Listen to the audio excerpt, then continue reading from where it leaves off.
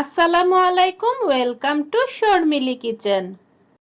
আমার আজকের রেসিপি মিষ্টি কুমড়া দিয়ে চিংড়ি মাছ।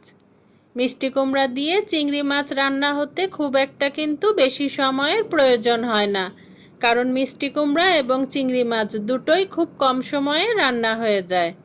রান্নাটি করার জন্য আমি এখানে মিষ্টি কুমড়া কেটে নিয়েছি এবং চিংড়ি মাছও কেটে ধুয়ে পরিষ্কার করে নিয়েছি। পাত্রে তেল গরম করে পেঁয়াজ এবং চিংড়ি মাছটা ভেজে নেব।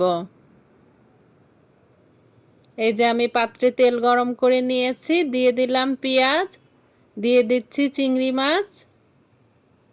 চিংড়ি মাছটা আমি বেশি ভাজবো না, কারণ শক্ত হয়ে যাবে।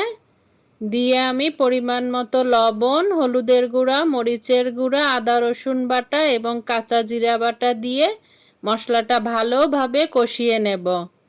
যে যেমন ঝাল খেতে পছন্দ করি সেই অনুযায়ী মশলাটা দেব। দিয়ে সামান্য পরিমাণ পানি দিয়ে মশলাটা ভালো করে কষিয়ে নেব। দিয়ে দিলাম সামান্য একটু পানি। এখন মশলাটা ভালো করে ঢেকে কষিয়ে নেব। সুন্দর একটা ফ্লেভার আসলে দিয়ে দেব কেটে ধুয়ে রাখা মিষ্টি কুমড়া। দিয়ে দিলাম মিষ্টি কুমড়া। এখন দিয়ে মিষ্টি কুমড়াটা ভালোভাবে কষিয়ে নেব। আমি এই রান্নাটিতে কোনো পানি ইউজ করব না, কারণ মিষ্টি কুমড়া থেকে প্রচুর পরিমাণে পানি ওঠে। ঢেকে দিয়ে রান্নাটা এখন করে নেব। ফিরে আসলাম 15 মিনিট পর। আমার মিষ্টি কুমড়াগুলা প্রায় সিদ্ধ হয়ে গিয়েছে। এ পর্যায়ে দিয়ে দিচ্ছি কাঁচামরিচ এবং তেলে নেওয়া জিরার গুঁড়া। মিষ্টি কুমড়া রান্না করলে কিন্তু ধনেপাতার চেয়ে জিরার গুঁড়াটা দিলে বেশি টেস্ট হয়। দিয়ে এখন নাড়াচাড়া দিয়ে আরও কিছুক্ষণ দমে রাখবো। ঝোলের পানিটা আরও কিছুটা শুকিয়ে নেব। রান্নাটা আরও বেশি সুস্বাদু করার জন্য এ পর্যায়ে দিয়ে দেব সামান্য পরিমাণ চিনি। চিনিটা সম্পূর্ণ অপশনাল, কেউ পছন্দ না করলে দেওয়ার দরকার নেই।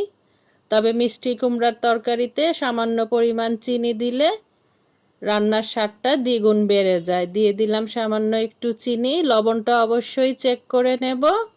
এই যে আমার রান্নাটা হয়ে এসেছে, পরিবেশন করে নিয়েছি। গরম ভাতে দারুণ জমে এই রেসিপিটি। এরকম মজার মজার রেসিপি পেতে চাইলে চ্যানেলটিকে সাবস্ক্রাইব করে রাখতে পারেন বন্ধুরা। আজ আসি, আল্লাহ হাফেজ, আসসালামু আলাইকুম।